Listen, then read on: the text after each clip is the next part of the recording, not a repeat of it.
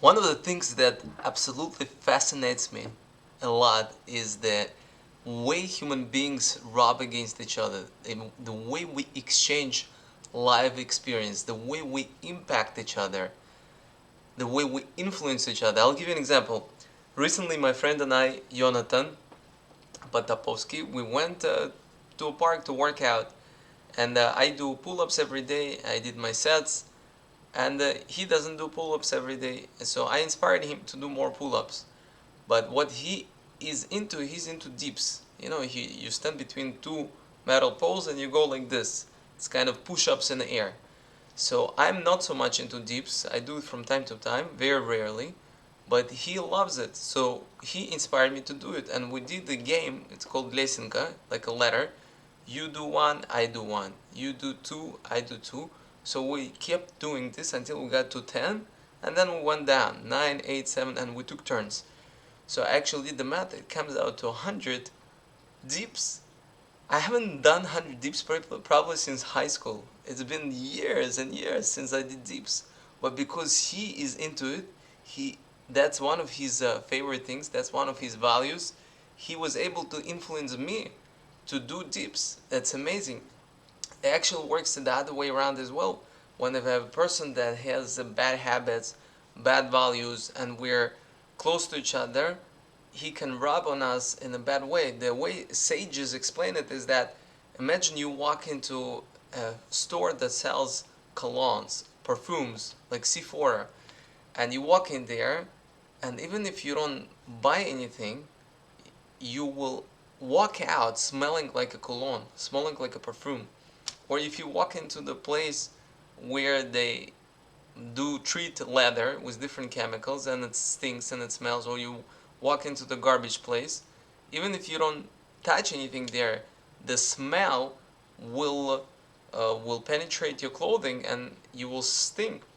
So it's the way I think when we surround ourselves with bad people, with the people that have bad values, bad habits, these habits start influencing us and impacting us.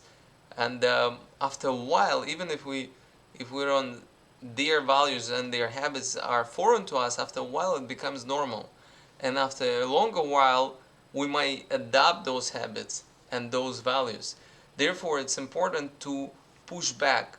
It's either the world influences us or we influence the world. Usually, it doesn't happen at the same time.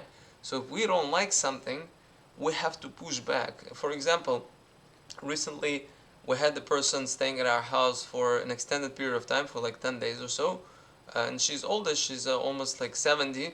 A great person. She just has a habit of gossiping. She likes talking about other people, and at some throughout this, and by Jewish people, it's one of the biggest sins to listen to the gossip. We call it lashon hara, the bad mouth, right? Bad tongue.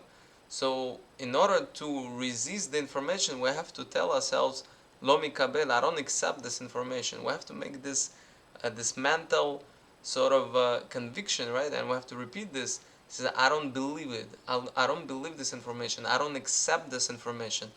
And a lot of times I had to switch the topic. Why? Because it was just too much. And she's not a bad person. She's an amazing person, actually, with a lot of great qualities going for her. Just she has this bad habit. In order for that habit not to influence us, we had to push back and we have to switch the conversations. But on the other hand, she has a lot of amazing habits and like 70 years of life experience and some great values. One of the amazing things she was able to do is to keep her whole family together throughout her life. She was able to keep her children and grandchildren in the same location, and she's able to walk over. She made sure that they settled within walking distance, so she could actually be close to them and celebrate the birthdays together, which is amazing. My family is not like this. My parents are in Moscow. My only brother, is in Israel, and we're all like apart. My children are growing up without grandparents, so when we spend time with this person, we learn from her. We learn from her a great deal about her amazing values that she has. And I know that she learned from us as well. We have some strong convictions about certain topics, and our way of life is a little bit different than hers.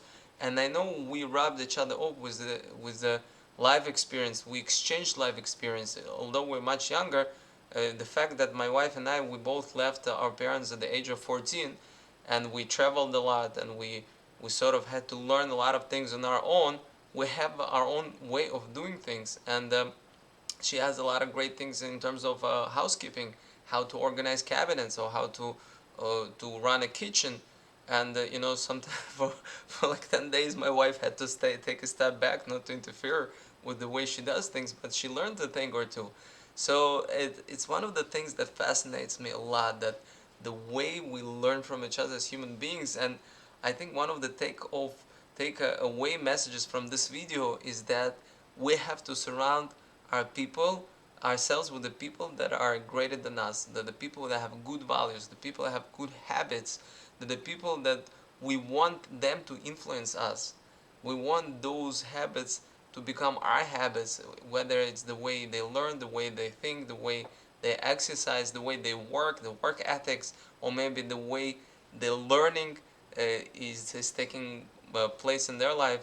Sometimes we don't feel like learning, but we walk into the Beit Midrash, we walk into the house of learning, and we get inspired by the environment.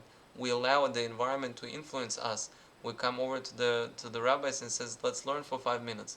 Even if we don't learn much information, that connection, that exchange of life experience, that friction, right, with that rubbing against each other, that creates a very good impact on our life. And that's our job. Our job is surround ourselves with the experiences, surround ourselves with people that are going to be good influence on us, good impact on us.